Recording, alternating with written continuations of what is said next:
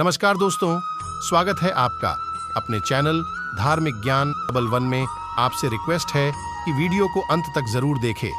Video पसंद आए तो लाइक करें, साथ ही दोस्त, रिश्तेदार में शेयर एंड सब्सक्राइब जरूर करें। इससे हमें वीडियो बनाने का मोटिवेशन मिलता है और इस तरह की सच्ची धार्मिक ज्ञान की बातें लाते रहेंगे। आज हम दोस्तों, एक समय की बात है।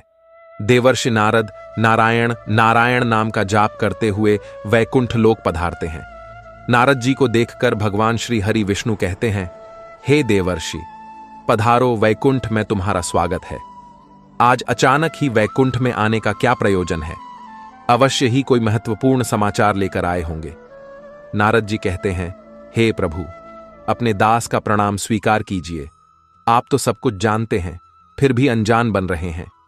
इस ब्रह्मांड के कण कण में आप ही का वास है, मेरे भीतर भी आपका ही वास है।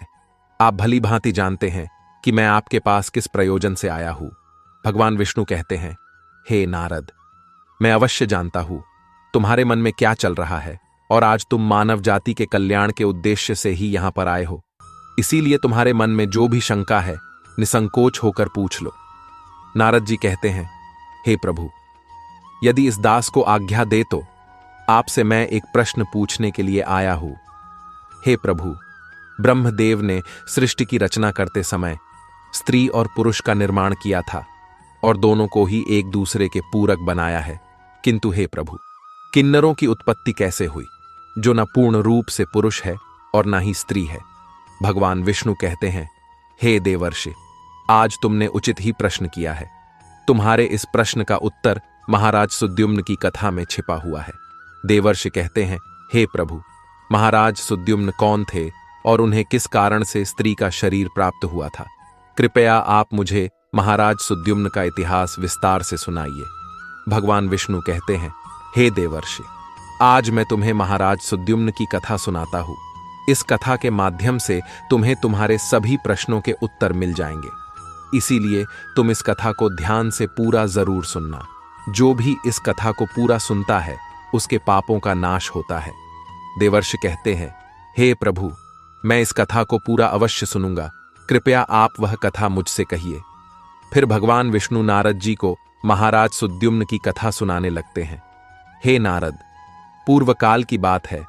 पृथ्वीलोक पर महाराज सुद्युम्न नाम के एक राजा राज्य किया करते थे। वे बड़े ही पराक्रमी, धर्मपरायण, सत्य धर्म का पालन करने वाले शूरवीर और जितेंद्रिय थे। उन्होंने अपने कर्मों से कुल का गौरव बढ़ाया था। महाराज सुद्युम्न दानशूर और विद्वान थे।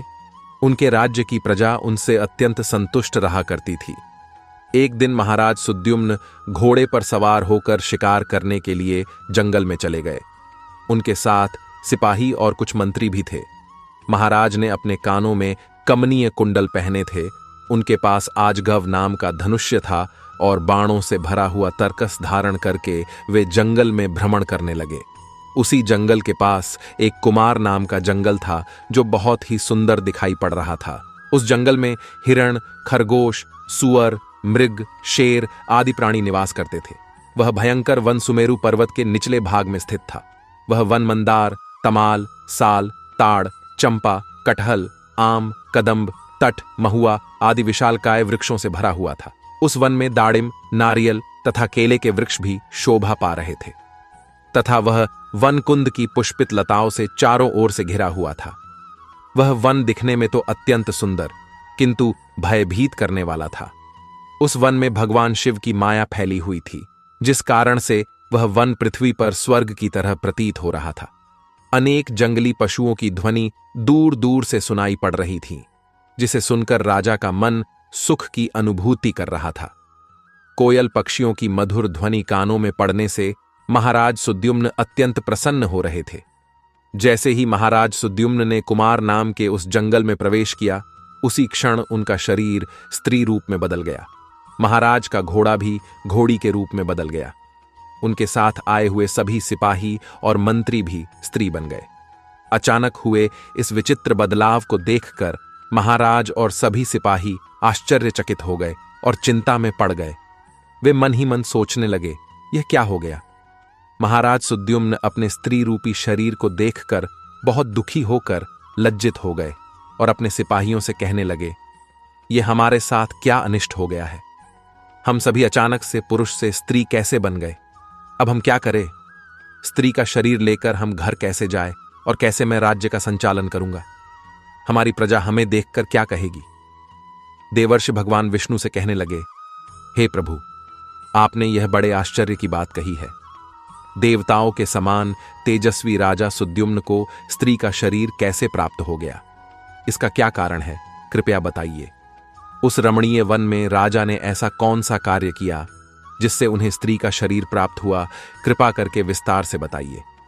तब भगवान विष्णु कहने लगे, हे देवर्षि, इसके पीछे भगवान शिव की ही माया है। भगवान शिव की माया से ही महाराज सुद्युम्न को और उनके सिपाहियों को स्त्री का शरीर प्राप्त हुआ है। इसीलिए अब तुम इसे ध्यान से सुनो। एक समय की बात है, भगवान शिव और देवी पार्वती इसी वन में एकांत में विहार कर रहे थे। तभी सनकादिक ऋषिगण अपने तेज से 10 दिशाओं को प्रकाशित करते हुए भगवान शंकर के दर्शन करने के लिए उस वन में आ गए। सनकादिक मुनियों को किसी भी प्रकार का बंधन नहीं है। वे बिना आज्ञा लिए किसी भी स्थान पर कभी भी आ जा सकते हैं। फिर जब वे चारों मुनि भगवान शंकर के दर्शन के लिए उस वन में आ गए तो उन्होंने देखा कि देवी पार्वती और भगवान शिव एकांत में विहार कर रहे थे। सनकादिक मुनियों को अचानक से उस स्थान पर आता हुआ देखकर देवी पार्वती अत्यंत लज्जित हो गई। देवी पार्वती तुरंत भगवान शिव से दूर होकर खड़ी हो गई। जब उन चारों मुनियों ने देवी पार्वती और शिवजी को एकांत में विहार करते हुए देखा तो वे तुरंत ही वहां से लौटकर नर नारायण के आश्रम की ओर चले गए। जब भगवान शिव ने पार्वती को लज्जित होकर दूर खड़ा हुआ देखा तो वे कहने लगे, हे प्रिय, तुम इस प्रकार से लज्जित क्यों हो रही हो? वे चारों तो हमारे पुत्र के समान हैं, उनसे तुम्हें लजाना नहीं चाहिए। देवी पार्वती कहने लगी, हे प्रभु, स्त्री को अपने पुत्र के सामने भी कभी पति के साथ विहार नहीं करना चाहिए। उसे सदैव ही मर्यादा में ही रहना चाहिए। आपने तो कहा था इस स्थान पर कोई नहीं आएगा, फिर हमारे एकांत में विघ्न निर्माण करने के लिए ये चारों मुनि कहाँ से आ गए? आप तुरंत ही कोई ऐसा उपाय कीजिए जिससे कोई भी इस वन में ना आए, नहीं तो मैं इस स्थान से चली जाऊंगी। तब भगवान शिव ने कहा, हे प्रिय, ठीक है, तुम्हारे इस दुख को दूर करने के लिए मैं अभी उपाय करता हूं। हे प्रिय, आज से ही इस वन में कोई भी पुरुष भूल से भी आ जाएगा तो वह स्त्री हो जाएगा। हे देवर्षि, उस दिन से जो भी उस वन में जाता है वह स्त्री बन जाता है।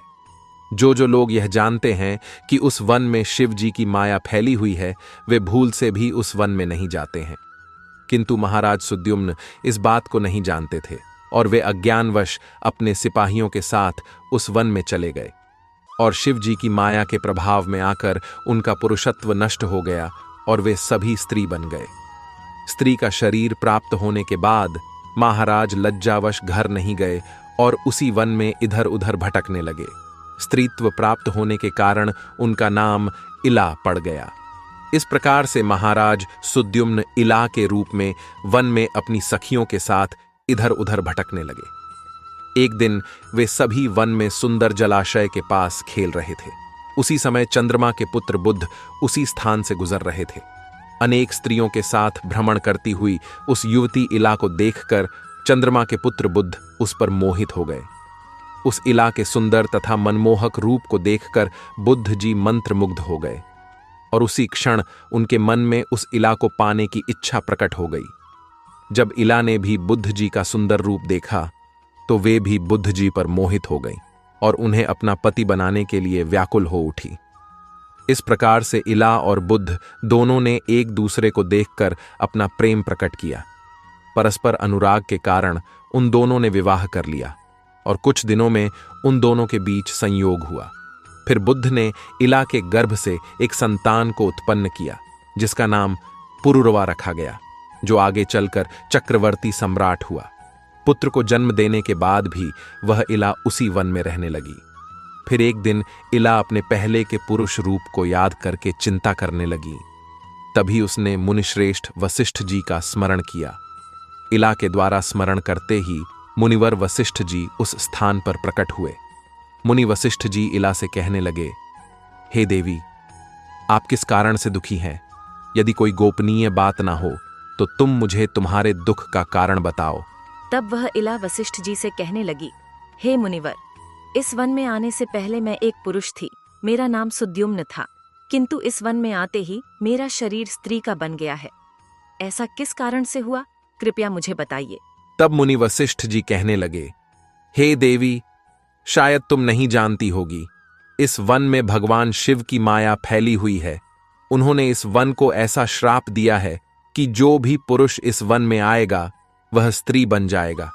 उन्हीं भगवान शंकर की माया के कारण तुम्हें स्त्री का शरीर प्राप्त हुआ है। फिर वह इला कहने लगी, हे मुनिवर, कृपा करके मुझे मेरा पूर्ववत शरीर प्रदान कीजिए। मेरी प्रजा मेरे बगैर दुखी है। मैं ऐसी हालत में अपने राज्य में नहीं लौट सकती। मुनि वशिष्ठ जी से महाराज सुद्युम्न की ऐसी अवस्था देखी नहीं गई। महाराज बड़े शूरवीर और पराक्रमी थे, किंतु शिव जी की माया के कारण उन्हें स्त्री का रूप प्राप्त हुआ था। वशिष्ठ जी कहने लगे, हे वत्स, तुम चिंता मत करो, मैं भगवान शिव से प्रार्थना करके तुम्हारी सहायता करूंगा।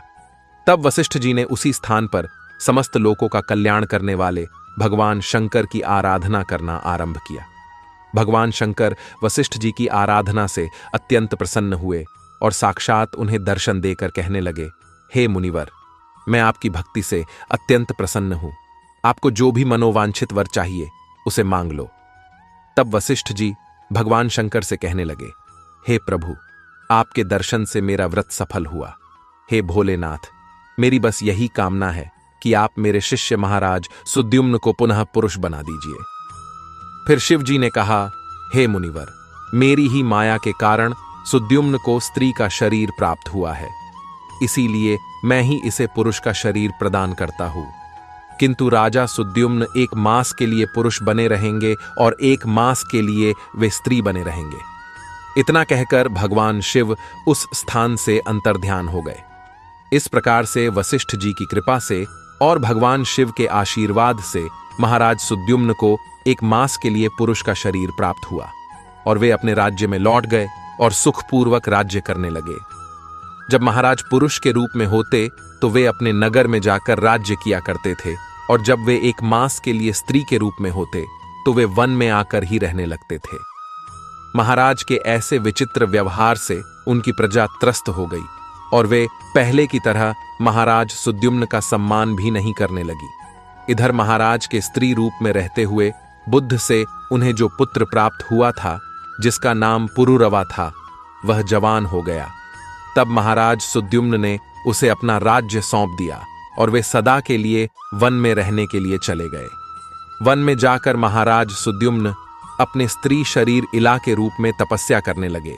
फिर उन्होंने देवर्षि नारद जी से नवाक्षर मंत्र की दीक्षा ली और देवी पार्वती की उपासना करने लगे। अनेक वर्षों तक उस वन में रहकर उन्होंने उस मंत्र का जाप किया और देवी को प्रसन्न कर लिया।